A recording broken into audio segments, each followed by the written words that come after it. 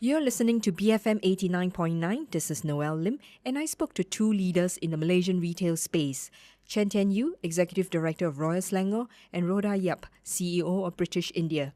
This chat was about their experiences in leading their companies beyond Malaysian shores. This conversation took place during the recent edition of the Global Malaysia series, brought to you by the Economic Transformation Programme and BFM. This series was inspired by leading Malaysian multinationals in the hope they could help lay the foundation for a new generation of global Malaysian enterprises by sharing their best practices. Royal Selangor, a heritage brand and long-surviving family business, has been around since 1885. It has grown from a small cottage business to a global brand that enjoys a presence in over 20 countries, including Australia, Hong Kong, Japan, Singapore, the United Kingdom, and North America. British India, a lifestyle brand launched in 1994, has developed a strong presence not only in Malaysia but Singapore, Thailand, and the Philippines. With a unique brand story, British India has been successful in the competitive apparel, retail, and furniture industries. I begin by asking them what makes a strong brand that can be taken international, Rhoda? If you think about what makes a good brand, it is not where the brand is from. There are certain elements that are universal as to what makes a good brand. First and foremost, the product has to be of a good quality. Secondly, it has to be unique. Thirdly, does it have mystique? Like, where is the inspiration coming from, right? If brands have those three elements and they are able to tell a compelling story, then the country of origin no longer matters. Tien Yue explains how Royal Selangor has kept its brand relevant to global consumers, yet remain unique. So ultimately, we have to make sure that the category that we own is still relevant, and that's where the design innovation comes in. We need to make sure that with this authentic 128-year-old history, we are innovating from a design point of view today to make this material and the product categories that we create relevant to today's consumer. So I think from a brand positioning, very clear that we have a point of differentiation. We're working with an unusual material, we own it, we have a long heritage of craftsmanship in it, and we are doing the design innovation today to make that a relevant offering to consumers. So for us, we feel that the brand positioning is very unique, and therefore it's something that we can focus on, and that gives us a strong competitive edge. Royal Selangor and British India have built strong international brands that continue to grow. But what are some of the challenges they have faced? I think talent's a major issue. It's one of the biggest constraints of growth. If you want to go and open new markets, you want to have people that you can send out there and represent the brand. You want to know that you have guys who know the brand values and who execute well when they go and open a new market. So for us, talent's one of the biggest constraints of how quickly we can grow.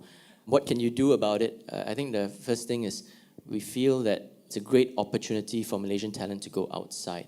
If you have a Malaysian brand that's going and opening new markets, you have fantastic opportunities to send Malaysians out there, whether it's on a permanent basis, on a part-time basis, to build a new market. And entrepreneurial Malaysians, I think, will be attracted to these opportunities. Working in the retail industry may not be attractive to many, but as Tien Yue pointed out, there are various opportunities to build a career in the sector. The stigma is there. There aren't enough people thinking about careers in design, product design. I think Malaysia has a lot of graduates who've come out of fashion, graphics, interior, but product design is something that hasn't gotten a lot of attention. And I think that's going to be an issue because our design team basically is fully Malaysian and fully groomed, I think, from their early days. There's no opportunity to get in senior hires who have deep product design expertise. Good designs are key to a good retail brand. So I asked Tien Yue, why not have an overseas design center if experienced local talent is an issue? A lot of design inspiration in Asian culture. A lot of our collections tell a story, and I think Asia is very rich in design inspiration. So we see the future of design coming from this part of the world. He went on to explain how Malaysia can expand its talent pool in this area. You want to start getting that critical mass going, we've got to start doing, I think, what Singapore started a couple of years ago, which is to say we need to be a creative hub, right, and to manufacture that out from scratch. And to be able to say designers from the region, if you are a talented Thai designer or a Filipino designer and you're looking for a place to open a studio and to make this your base, come to Singapore. And I think that starts pulling talent into the city, which Singapore doesn't naturally have. Then we moved on to the challenges and strategies of breaking into new markets.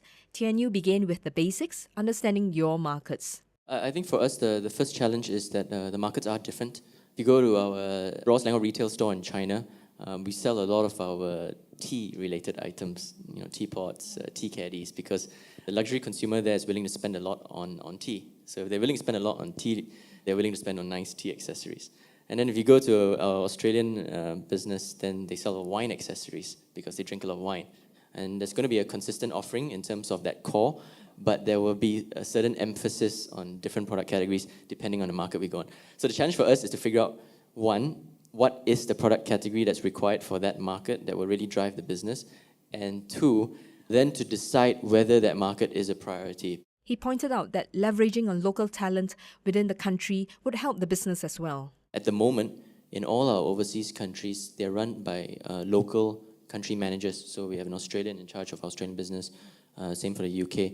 So I don't think it's an easy thing to say that we can send someone, live in the UK, run the business there, recruit a team there, build a team. I think very often it helps to have someone who understands the local culture, the local consumer, and is able to build up his own team. BritishIndia has been approached by parties interested in partnerships from Fiji all the way to various Scandinavian nations. But for Rhoda, the key is to link with the right local retailers and distributors. It's about having that set criteria and developing that set criteria. We still have to be very focused in what we want the prioritization. And we evaluate every request carefully, and we want to see whether people have the same shared vision, the commitment, as well as the resources to basically execute the way that we envisage the brand to be. So the challenge is about finding the right people to work with. The retail sector is a focus area of the Economic Transformation Program, and the government is looking to build 3 to 5 major Malaysian brands to represent the country on a global scale. So I asked Rhoda if there's anything the government could do to make their expansion that little bit easier. Leveling, say, our overhead constraints, right? Our base is small. What are the things that we retailers need to spend on to kind of grow and develop our brand? Things like information technology, those are very expensive. Intellectual property rights, protection of that worldwide, extremely expensive too. Say, for example, I'm going to say Singapore, because what I understand, they do have incentives for some of those elements to assist their brands to grow without having that burden on their overhead. Both brands have successfully pushed themselves beyond Malaysian shores and are great examples for other Malaysian brands to derive inspiration from. Rhoda shares with us her thoughts on going global. Are we confident that we can execute world-class standard within Malaysia? Because when you go beyond that, whatever works now may work overseas, but whatever you have issues with will be propagated across, right? Before we expand, before we want to run, let's know how to walk. On that note, I wrapped up my conversation with Chen Tien Yue, Executive Director of Royal Selangor, and Rhoda Yap, CEO of BritishIndia. This is Noelle Lim, and you've been listening to the Global Malaysia series, brought to you by the Economic Transformation Program and BFM. To hear more of this conversation, go to etp.pemandu.gov.my.